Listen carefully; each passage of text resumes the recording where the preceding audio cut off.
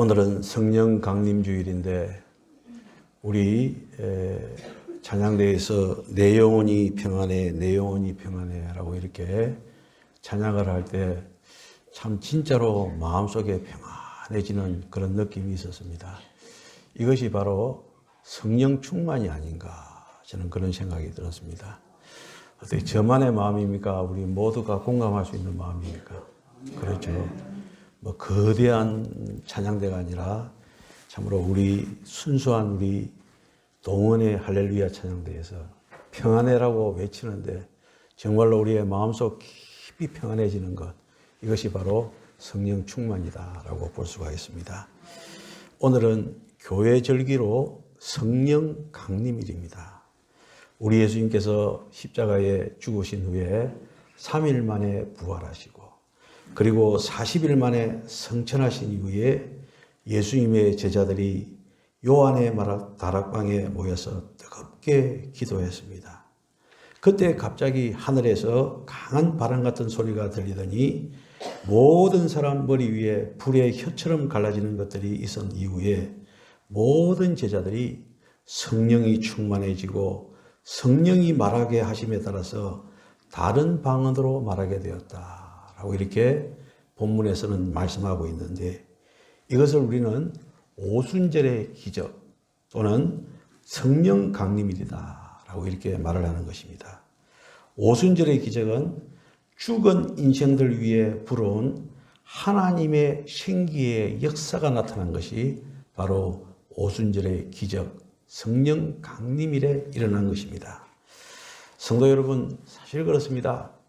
우리가 사는 이 세상은 에스겔서 37장에 나오는 내용대로 하나님이 볼 때 영이 죽은 마른 뼈로 된 골짜기 같은 것이 우리가 사는 이 세상인 것입니다. 도저히 인간의 힘으로는 마른 뼈와 같은 인생들이 살아날 수가 없는 것입니다. 그런데 하나님께서는 예수 그리스도의 보혈로 말미암아서 하나님과 우리 사이에 막힌 담을 흘러주시고 그리고 성령을 통하여 마른 뼈들이 살아서 일어나게 하셨습니다. 그러므로 오순절날에 성령의 강한 바람이 불어왔다는 것은 이 땅에 하나님의 생기의 역사가 시작되었다라는 것을 말씀하고 있는 것입니다. 그래서 이런 사실을 로마서 8장 2절에서는 이렇게 말씀하고 있습니다. 이는 그리스도 예수 안에 있는 생명의 성령의 법이 죄와 사망의 법에서 너를 해방하였습니다. 이는 그리스도 예수 안에 있는 생명의 무엇의 법이라고요? 성령의 법이 죄와 사망의 법에서 너를 해방하였음이니라, 이렇게 말씀하고 있습니다. 아프리카 선교사 하면은 리빙스톤이라고 하는 사람이 생각나집니다. 이 리빙스톤은 의사라는 직업을 통해서 원주민들의 병을 고쳐주면서 복음을 증거했습니다. 그의 사역에는 성령의 강한 역사가 나타났는데, 친구였던 베네트 목사에게 보낸 편지에 그런 상황이 잘 기술되어져 있습니다. 그 편지를 잠시 소개하자면은, 나는 이곳에 와서 많은 일을 겪었네. 지금은 20km나 떨어진 먼 곳에서 온 병자까지 치료하고 있지. 여기 사람들은 수술할 때 아주 참 잘 참네. 부인들도 직경 1cm나 되는 상처를 칼로 째도 전혀 울지 않네. 하지만 이들도 성령의 역사 앞에서 만큼은 견디지 못하네 라고 이렇게 말을 하면서 편지를 이어가고 있습니다. 어떤 사람은 아이처럼 소리쳐 울기도 하고 양심의 가책을 견디지 못하면 교회 밖으로 뛰쳐나가 도망가듯 울면서 질주하기도 하네. 그런데 신기한 것은 다시 안 올 것처럼 도망간 사람들이 다음 집회에 또 출석한다는 사실일세.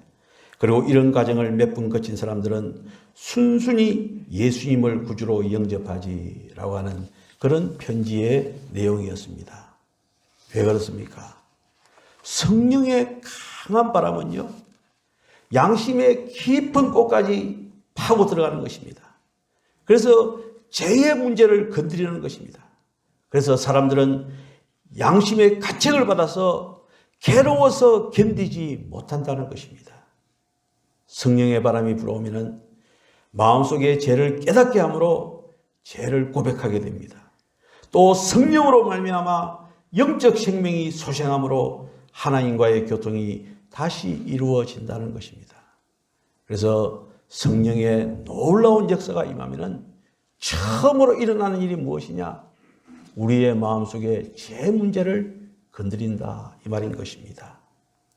여러분들, 저도 이제 고신대학 출신으로 또 합동체계 목사가 되어서 이 성령의 이 역사에 대해서는 오순절만큼 그렇게 민감하게 생각하지는 않았고 또 그런 공부도 많이 하지 못했습니다만은 목회를 하다 보니까 또 설교를 하다 보니까 성령의 역사가 아주 중요한 것입니다. 나중에 방언의 역사도 말씀하겠지만 이 방언도 아주 중요한 것입니다. 그래서 제가 부산에 있을 때 이 성령의 역사, 방언에 대해서 깨닫기 위해서 전국의 유명한 집회는 다 다녀볼 정도로 열심히 다녔습니다. 제가 말이죠, 한 번은 어떤 집회에 참석해서 기도 받으실 분 일어서십시오 라고 하길래 제가 일어섰습니다. 일어서니까 어떤 목사님이 오셔가지고 제 앞에 서가지고 기도를 하는데 그냥 제가 뒤로 발랑 자빠진 겁니다. 밀어서 자빠진 것이 아니고 그냥 뒤로 넘어진 것입니다. 제 생각으로는 1시간 정도 누워 있었던 것 같은데 1시간 동안 내가 무슨 일이 있었는가 생각해 보니까 그 1시간 동안 계속 울었던 생각이 나요. 울었어요. 제가 왜 울었겠습니까? 아마 그 당시에 성령님이 강하게 역사하셔서 저의 무엇을 다루었습니까? 제 문제를 다루었던 거예요. 그래서 양심의 가책이 있었기 때문에 1시간 동안 그 죄 때문에 심하게 울었던 그런 기억이 있습니다. 여러분들 좀 빨리 가서 좀 처리해 주시기 바랍니다. 여러분들 성령의 강한 바람은요 우리의 죄 문제를 건드린다는 것입니다. 그래서 양심의 가책을 받게 된다는 것입니다. 두 번째로 이 성령의 바람은요 이 땅에서 역사하는 귀신의 세력을 몰아내는 것입니다. 그리고 이 땅에 천국이 임하게 하는 것입니다. 하나님에 대해서 완전히 죽어있는 세상은 귀신의 세력 안에 있는 것입니다. 정치, 경제, 사회, 문화, 산업의 모든 부분들을 망라해서 역사하는 귀신의 세력은 무슨 일을 합니까? 우리 인간들로 하여금 도적질하게 합니다. 다른 사람을 죽이게 합니다. 멸망시키는 일을 하는 것이 사탄의 역사인 것입니다. 그래서 이 마귀는요 하나님과 사람을 분리시킵니다.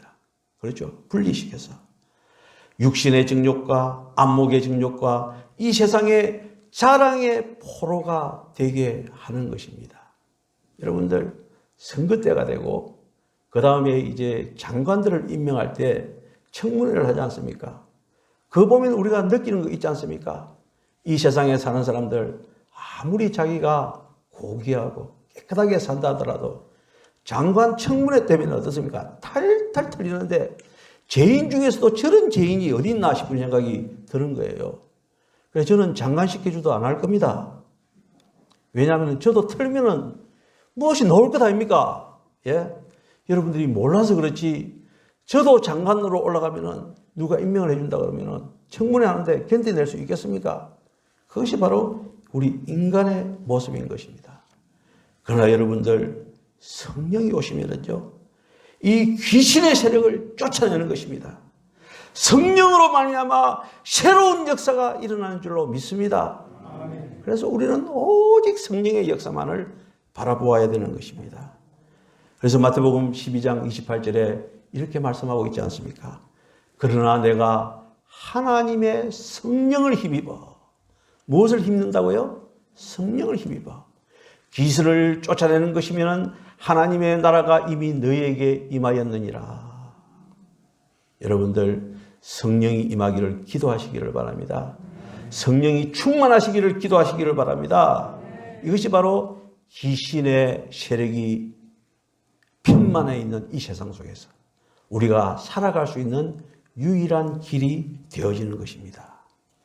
그리고 이제 성령님 임하면은요, 성령님은 바람과 같이 나타날 뿐만 아니라 불의 혀같이 사람들 위해 임재하는 것입니다. 아무리 어려워도 불을 켜면은 환하게 밝아지는 것처럼 불은 제약의 어둠을 밝혀 암흑에서 광명으로 인도하시는 것입니다. 요한복음 8장 12절에 보면은 예수께서 또 말씀하여 이르시되 나는 세상의 빛이니 나를 따르는 자는 어둠에 다니지 아니하고 생명에 무엇을 얻는다고요? 빛을 얻느니라. 무엇이요? 성령님께서. 성령님께서 함께 하시면 우리가 어둠에 다니지 않고 생명의 빛을 얻어서 빛 가운데로 걸어갈 수 있다는 그런 말씀인 것입니다. 여러분들, 사람들은 어디서 와서 왜 살고 또 어디로 가는지 알지 못하는 것은 자신의 삶이 캄캄한 밤중에 방황하는 삶 가운데 있기 때문에 그렇습니다. 그러나 주님이 오시고 성령님이 임하시면 우리의 마음속에 어두움은 사라집니다. 그리고 천국을 향한 밝은 진리를 깨닫게 되어지는 것입니다. 세상에서 많은 교육을 받아도 천국 진리를 깨닫지 못하는 사람은 하늘나라의 영원한 지혜를 가지지 못하는 것이 되어지는 것입니다. 그러나 성령이 오시면 우리 마음속에 천국에 속한 비밀의 지혜를 깨닫게 해주십니다. 우리를 밝은 미래로 인도해 주시는 것입니다. 할렐루야. 그래서 우리는 성령 강림일인데 성령님 나에게 임하소서, 나에게 임한 성령님 충만하게 하옵소서라고 하는 것이 우리의 기도의 제목이 되어야 될 것입니다. 그리고 성령님이 임하면은요, 세상의 냉기, 얼음 같은 세상의 냉기 속에 따뜻한 사랑을 주게 되는 것입니다. 사실 오늘날 어떻습니까? 극단적인 개인주의를 추구하는 시대가 아닙니까? 그래서 이 세상 살아가는데 냉랭한 무가짐 속에서 살아가는 것입니다. 내게 이익이 되면 받아들이고 내게 불이익이 오면 그냥 거침없이 버리는 것이 이 세상인 것입니다. 그러나 성령이 오시면은요, 따뜻한 사랑을 마음속에 부어주십니다. 그래서 사랑 안에서 우리는 서로 기뻐하고 즐거워하고 또한 교회 공동체 가운데 그리스도 안에서 하나가 될 수가 있는 것입니다. 로마서 5장 5절에 이런 말씀이 있죠. 소망이 우리를 부끄럽게 하지 아니하면 뭐라고요? 우리에게 주신 무엇으로 말미암아? 성령으로 말미암아. 소망이 우리를 부끄럽게 하지 아니하면 우리에게 주신 성령으로 말미암아 하나님의 무엇이요? 사랑이 우리 마음에 부은 바 됨이니라고 이렇게 말씀하고 있습니다. 다음으로 성령님이 강하게 임할 때요, 더러움을 태워버립니다. 이 세상에서 가장 좋은 소독 방법이 뭔 줄 압니까? 불로 태워버리는 것입니다. 아담과 하와 이후에 죄악의 병균으로 부글부글했던 것이 바로 이 세상이 아니겠습니까? 죄악의 병균으로 가득 찬 우리의 마음과 영이 아니었습니까? 그런데 그 속에 누가 오셨어요? 성령님이 오셔서 불로 태워서 근본적으로 소독을 해버린 것입니다. 1907년 우리나라에 평양 대부흥운동이 있었습니다. 1907년 평양 대부흥이 있었는데 그것은 언제부터 시작되어졌느냐 하면 1903년 원산에서부터 시작이 되어졌습니다. 원산에서 선교사들이 모여서 자신들의 죄를 회개하고 기도하다가 성령의 불을 받은 것입니다. 그 당시 선교사들은요, 아주 교만했습니다. 그리고 우리 한국 사람들을 아주 무시했습니다. 왜냐하면 미국은 선진국이고 우리는 미개국 아니겠습니까? 아주 깔보았고요, 사람 취급도 안 하고 그런 마음이 선교사들 마음에 있었던 것입니다. 그런 마음으로 선교하니 무슨 선교가 되겠습니까? 그래서 감리교회 그 하디 선교사라는 사람이 우리가 잘못했다 하고 간절히 회개하고 통에 자복했을 때 그 자리에 앉은 선교사님들이 다 회개 자복하면서 성령 충만에 거하게 되었던 것입니다. 그래서 원산에서 1903년에 놀라운 부흥의 역사가 있었던 것이 어디까지 연결되어지냐? 1907년 평양 장대영 교회까지 오게 된 것입니다. 그래서 평양 장대영 교회에서 이제 성령의 불이 불붙기 시작했는데 서울의 정동감림교회, 성동교회 그리고 여러 전국의 교회로 그 성령의 불이 옮겨가기 시작을 했습니다. 그 중에서 평양 장대영 교회에서 있었던 일들을 잠시 소개하자면은 2,000명이 넘는 신자가 자신의 죄를 회개하고 통해 자복하는 바람에 그들의 기도 소리가 교회당 지붕을 날려버릴 정도였다라고 교회사에서는 기록하고 있습니다. 성령이 임하자 자신들의 죄를 막 고백하기 시작합니다. 어떤 어머니는 피난을 가다가 자기 아이를 강에 빠뜨리고 자기 혼자 살겠다고 도망갔다고 자복합니다. 또 어떤 사람은 간통한 죄를 자복했습니다. 어떤 사람은 도둑질하고 간음을 하고 미움, 질투, 온갖 더러운 죄를 한꺼번에 다 토하기 시작했습니다. 교회사 책에 보면은요, 그 당시 평양에 있던 순사들이 그 장대영 교회에 가서 가만히 앉아 있으면은 실적을 올린다는 겁니다. 왜냐? 자기가 도둑질하고 나쁜 짓 된 거 다 앞에서 고백을 하니까 가서 잡아오면 되는 겁니다. 그런 정도였다는 것입니다. 그때 그 장대영 교회에 있던 성도들이요, 너무 무서웠던 것입니다. 그래서 앞에서 목사님이 설교를 막 하면은 감당할 수 없어서 교회에서 도망을 쳤다는 것입니다. 그런데 도망친 데서 끝나는 것이 아니라 저들은 다시 돌아와서 아프리카의 리빙스턴의 그 이야기처럼 도망갔다가 견디지 못해서 다시 돌아와서 가슴을 치면서 회개하고 죄를 토해내었다는 것입니다. 하나님 앞에 끄꾸러져 눈물을 흘리고 회개했다는 것입니다. 기록에 의하면요, 춥기로 유명한 그 평양의 겨울 날씨에도 불구하고 저들의 부흥회가 몇 시에 시작됐느냐면 오후 7시에 시작했다는 것입니다. 그런데 몇 시에 마쳤느냐면 새벽 2시에 마쳤다는 것입니다. 당시 조선은 어떻습니까? 유교와 불교가 판을 치는 그런 세상이었습니다. 그런 시대에 성령님이 임했을 때 저녁 7시부터 새벽 2시까지 성도들이 집으로 돌아가지 않고 통회하고 자복하는 운동이 일어났던 것입니다. 이것이 바로 오늘날 한국교회가 이처럼 세워지게 된 그 동기, 원인, 출발점이 되어지는 것입니다. 그리고 성령의 역사가 임했을 때 무슨요? 방언의 역사가 터지기 시작했다는 것입니다. 방언이라고 하는 것은 우리나라 말이 아닌 다른 나라의 말을 말하는 것이고 인간의 말이 아닌 천사의 말을 하는 것입니다. 여기에 대해서 이제 방언에 대해서 여러 가지를 말씀드릴 수 있지만은 앞에서도 말씀드렸다시피 저는 이제 보수신학교에서만 공부를 했기 때문에 방언에 대해서 그렇게 공부도 많이 하지 않았고 또한 체험도 없었습니다. 그런데 목회를 하다 보니까 방언이 이 성경을 읽어보고 또 설교를 하다 보니까 방언은 해야 되겠더라고요.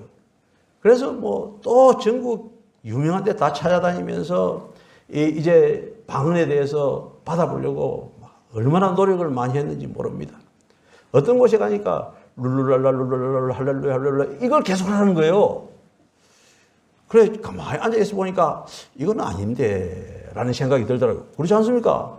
할렐루야 1000번 해가지고 물론 틀릴 수도 있겠지만은 이 방언이라고 하는 것은 인위적인 것은 아니다 라는 생각이 드는 거예요.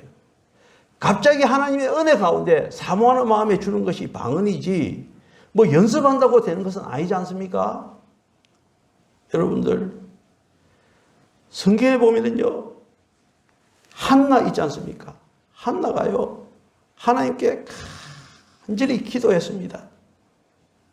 그는 자식이 없어서 마음이 괴로워서 여호와께 기도하고 통곡할 때에 말을 못하고 입술만 들썩거렸다라고 했습니다.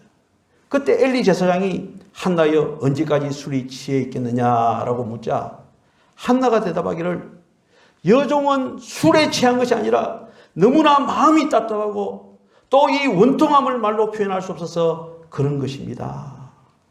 사무엘상 1장 15절에 보면은 한나가 대답하여 이르되 내 주여 그렇지 아니하니이다. 나는 마음이 슬픈 여자라 포도주나 독주를 마신 것이 아니요 여호와 앞에 내 심정을 통한 것뿐이니이다.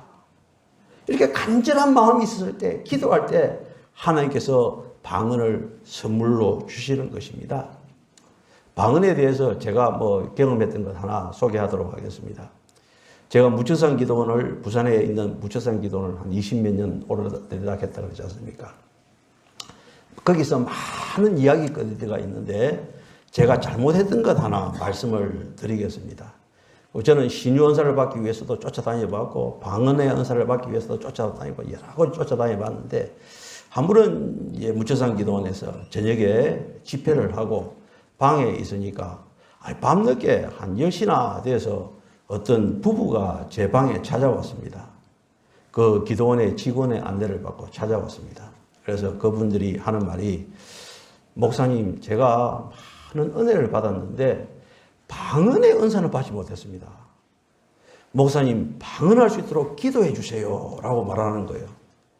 그래서 제가 그 전에 어떤 일이 있었냐면 집회를 하는데 이제 사람들을 다 세워놓고 이렇게 이제 기도하는데 그때 이제 넘어짐의 역사 이런 걸 많이 제가 이제 경험하고 할 때인데 사람들이 두두두 넘어지는데 어떤 분이요 할머니인데 한 70 넘은 할머니인데 그 앞에 가서 제가 손을 딱 들고 기도하니까 그냥 방언이 탁 튀어나오는 겁니다. 그 당시에는 참고로 제가 방언을 못할 때거든요. 근데 그 할머니가 방언이 탁 튀어나오는 거예요. 그런 경험이 있었기 때문에 제가 그 성도님들한테 그런 이야기했어요. 저도 방언은 못하는데 제가 오늘 낮 집회 때 제가 손을 얹고 기도하니까 어떤 할머니가 방언이 튀어나왔더라. 그런 이야기 하면서 그래 한번 같이 가봅시다 해가지고 밤 11시나 돼서 그 추운 겨울에 말이죠. 와가지고 그 방언 받았던 할머니가 앉은 자리에 가서 두 부부를 앉혀놓고 열심히 기도를 했습니다. 방언이 터졌겠습니까? 안 터졌겠습니까? 안 터졌어요. 1시간을 기도해도 안 터지는 거예요. 얼마나 쪽팔리는지. 그래서 제가 그랬습니다. 아이고, 아직 때가 아닌 모양입니다. 계속 여기서 기도하시면은 하나님께서 또 은혜를 주시면은 방언이 나올 겁니다 하고 또 저는 새벽 기도에 또 인도해야 되니까 그냥 왔습니다. 그 다음날 새벽 기도를 인도하고 제가 방에 이제 앉아 있으니까 그 두 부부가 왔어요. 왔는데 봉투를 보니까 제가 열어보지도 않았어요. 2개를 가지고 왔어요. 보니까 지금 생각하니까 한 20-30만 원은 들은 것 같아요. 2개를 딱 가지고 와가지고 왜 가져왔겠습니까? 방언이 터졌어요? 그런데 그게 아니었어요. 2개를 가지고 와가지고 목사님 제가 무릎이 평생 아팠는데 어제 기도하는 가운데 무릎이 다 나았습니다. 그러면서 봉투 2개를 가지고 와가지고 하나는 목사님 가지시고 하나는 기도원에 헌금으로 주십시오. 이렇게 2개를 가져왔더라고요. 그러니까 제가 그걸 받았겠습니까? 안 받았겠습니까? 받았으면 제가 얼마 받았다고 말하는데 제가 액수도 보지 않고 그냥 이거는 기도원에 다 드리십시오. 왜냐하면 병 나왔다고 돈 받으면 제가 사기꾼이 되지 않습니까? 그래서 돌렸던 그런 기억이 있습니다. 여러분들, 제가 왜 이 말씀을 하느냐 하면요. 방언이라고 하는 것은 임의적으로 되는 것이 아니고 우리가 간절히 사모했을 때 하나님이 필요하면 우리에게 주시는 줄로 믿습니다. 따라서 우리는 방언을 하기를 사모해야 되는 것입니다. 사모해야 되는 것입니다. 고린도전서 14장 2절에 보면은 방언을 말하는 자는 사람에게 하지 아니하고 누구에게 한다 그랬습니까? 하나님께 하나니. 이는 알아듣는 자가 없고 영으로 비밀을 말함이니라. 이렇게 말씀하고 있습니다. 방언 사모하시기를 바랍니다. 또 방언 기도 많이 하시기를 바랍니다. 나는 모르지만은 하나님과 대화를 이룬다는 것입니다. 저도 방언의 은사를 이제 어느 날 받게 되었습니다. 그런데 제가 방언을 하면서도 내가 무슨 말 하는지 나도 모르겠는 거예요. 그리고 어느 집회에 참석하니까 쭉 앞에 나와서 쉬어두더라고요. 쭉 앉아서 서가 있으니까 말이죠. 이제 그 앞에 이제 인도하는 목사님이 그래요. 지금 돌아다니시는 목사님은 여러분들이 방언을 하면은 여러분들이 무슨 말을 하는지 통변을 해준다네요. 그래서 또 제가 또 순진하게 또 앞에 서가지고 또 방언을 열심히 했지 않습니까? 한 4, 50명이 서가 있는데 막 열심히 방언을 하니까 제 옆에 와서 가만히 듣더만은 그 하시는 말씀이 목사님이 방언하는 거는 하나님께 영광을 돌립니다. 이걸 계속하고 있네요. 이러는 거예요. 그 맞는지 안 맞는지는 모르겠지만 뭐 좋은 말이니까 좋은 줄 알아야죠. 그런 경험도 있습니다만은 여러분들 우리는요 방언요 여기에 대해서 우리가 뭐 보수 진영 교회라고 해서 금할 것이 아니고 성경이 그렇게 말씀하고 있어요. 그래서 고린도전서 14장 39절에 보면은 그런즉 내 형제들아 뭐 하기를요 예언하기를 사모하고 방언 말하기를 뭐 하지 말라고요? 금하지 말라라고 이렇게 말씀을 하고 있습니다. 그래서 혹시 우리 교회는 말이죠 또 많은 그 방문자들이 많지 않습니까? 혹시 새벽 기도에 참석하고 또 오전 예배, 오후 예배 참석하실 때 우리가 잘하지 못하는 방언을 열심히 한다 하더라도 우리가 멀리할 필요가 없습니다. 하나님과 깊은 교제를 나누는 그분들이니까 우리가 더 잘해드리고 존경하고 우리도 성령이 임하여서 성령 충만해서 어떻게 해요? 방언을 할 수 있는 그런 축복을 주소서라고 우리가 기도해야 될 것입니다. 여러분들 우리는요 성령님을 인정하고 성령님을 환영하고 성령님을 의지해야 되는 것입니다. 그러면 놀라운 하나님의 역사가 우리 교회에 풍성하게 임할 줄로 믿습니다. 그래서 이 찬양을 한번 불러봅니다. 주님의 성령 지금 이곳에.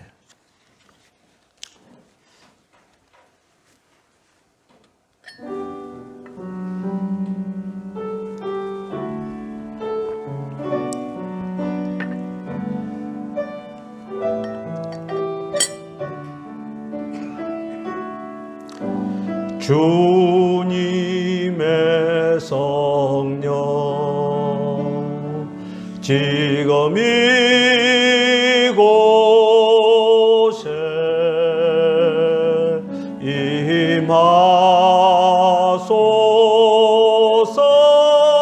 임하소서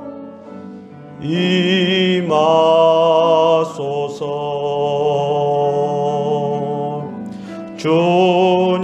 주님의 성령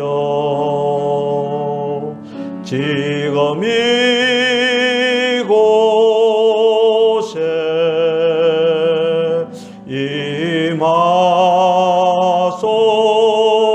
임하소서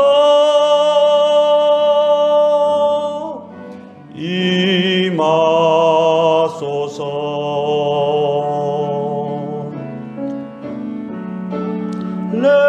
할렐루야 할렐루야